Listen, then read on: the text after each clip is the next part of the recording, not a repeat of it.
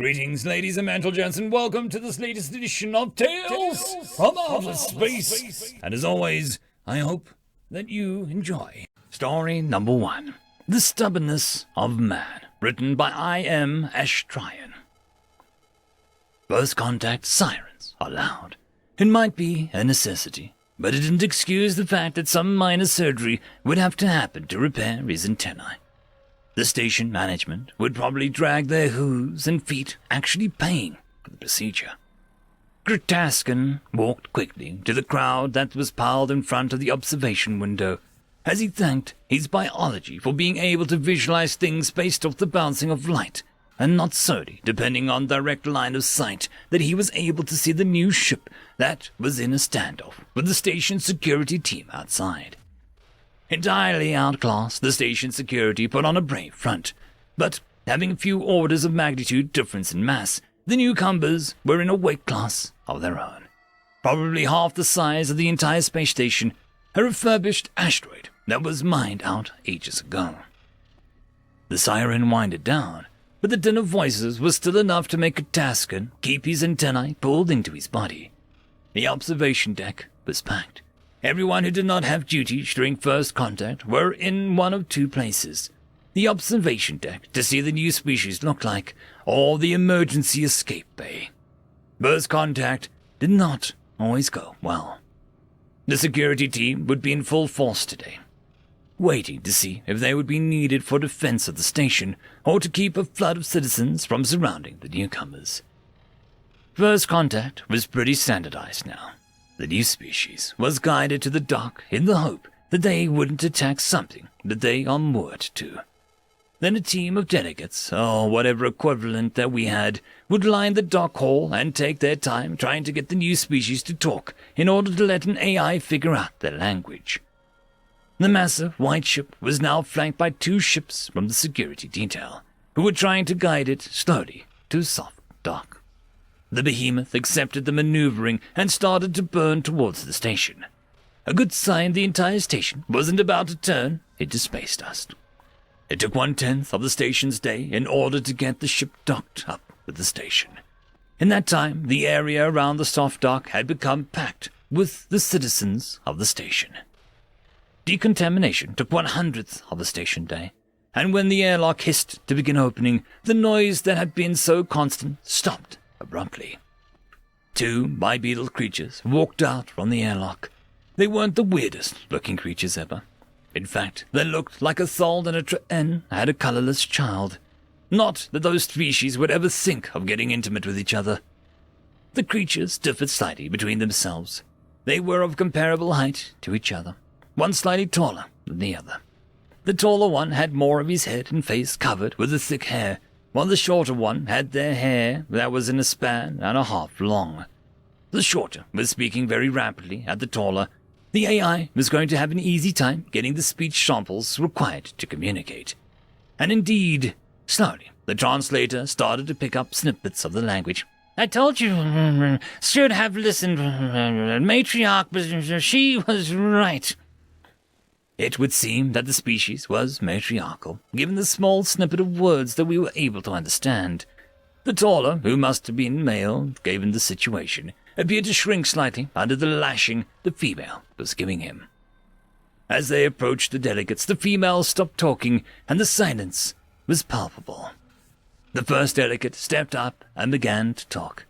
"Welcome to Space Station Yeshnus Comet.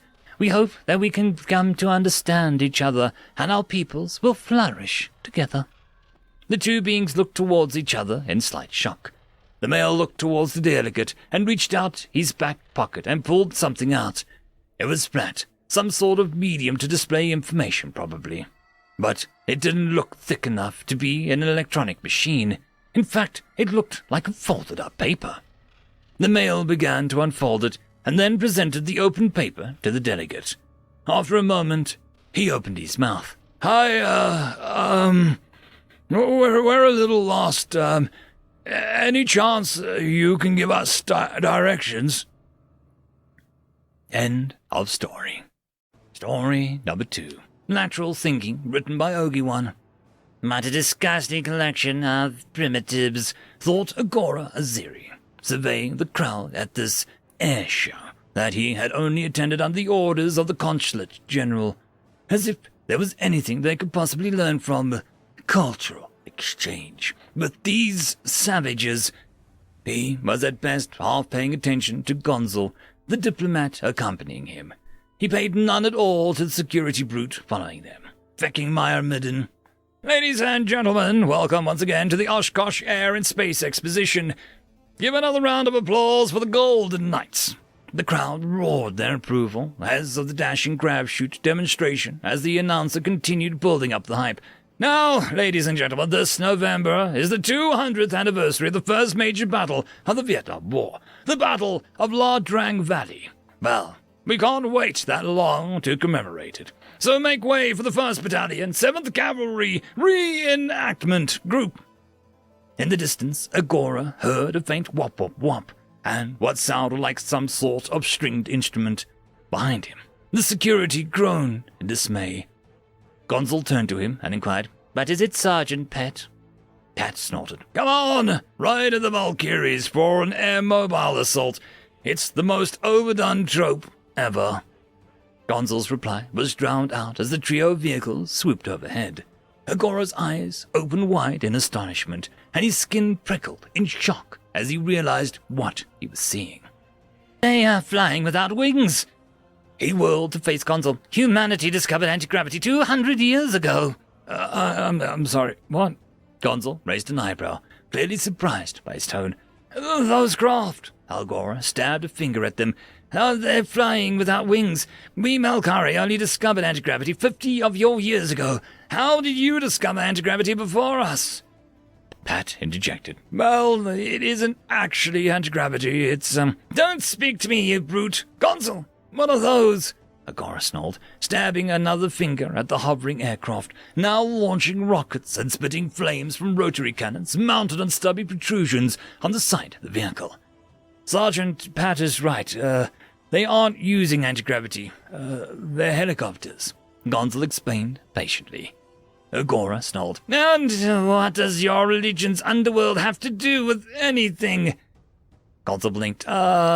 Silence! I will figure it out myself." Agora whipped out his data slate and began entering and manipulating data.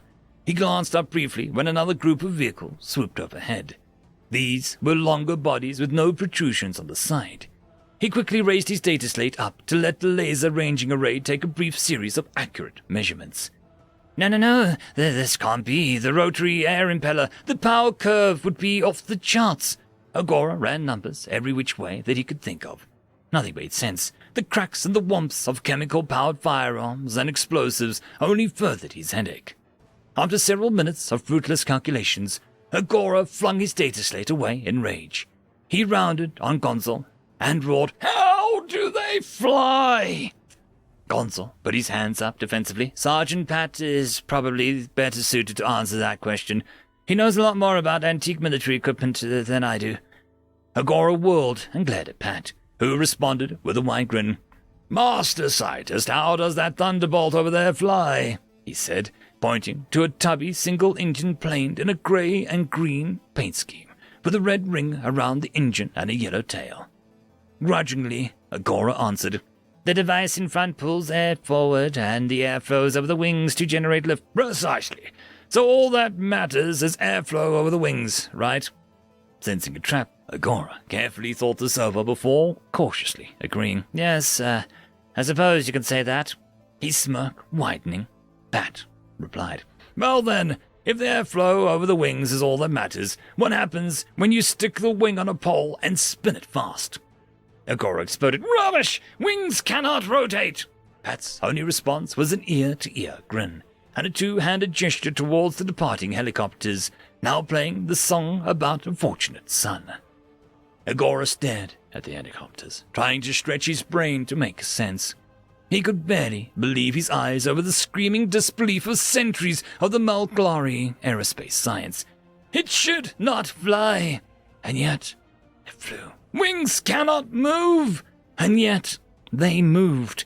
Slowly, ruthlessly, he crushed his rebellious thoughts. it slowly began to make sense, with blades whose pitch could be adjusted for lift, with a tail rotor with adjustable pitch to control direction by angling forward.